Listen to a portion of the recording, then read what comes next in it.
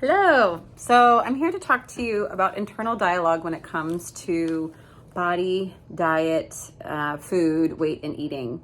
And a lot of times I'll work with people who are asking me, well, how do I stay motivated?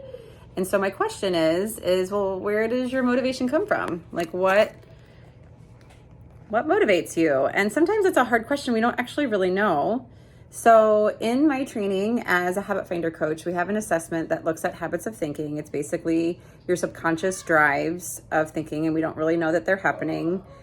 What you don't know, and subconscious is what you don't know. And so it's a test that is validated through statistical analysis that look at values and where you place values. And one of the measures looks at primary motivation. And we can be motivated through obligation or appearances. And I'm just using those words to represent kind of a thought pattern. So if you're motivated by appearances, you typically want everything in your life to look perfect.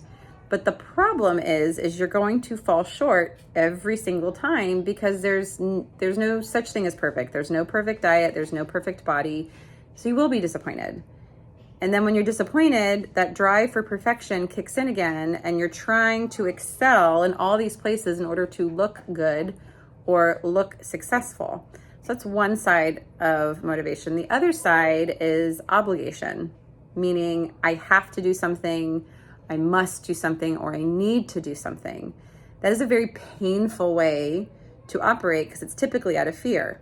So a lot of times when I'm working with people and they have this obligatory thinking in their drive to be healthy, whatever that is, it's coming from a belief system that they were told they had to be a certain way or look a certain way, especially when it comes to their body size. And they're doing it out of this sense of either to be safe or to be loved or to be accepted. And then we're not a certain way, or we're not seen or loved or accepted. There's a lot of shame and guilt, and then enter this primary drive. So it's this vicious cycle of obligatory thinking, rebelling against it, feeling guilty or shame, and you do it all over again.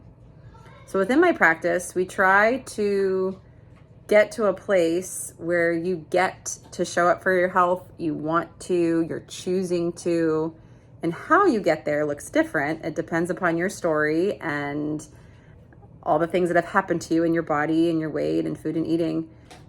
And sometimes it takes a bit longer, sometimes it's quick.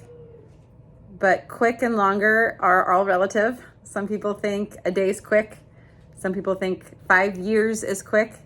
So all a matter of perspective. But I would ask yourself, where is my motivation when it comes to my health? It's a good question, but sometimes hard to figure out on your own. And this is where a safe space with a witness would be wise. Hope that helps.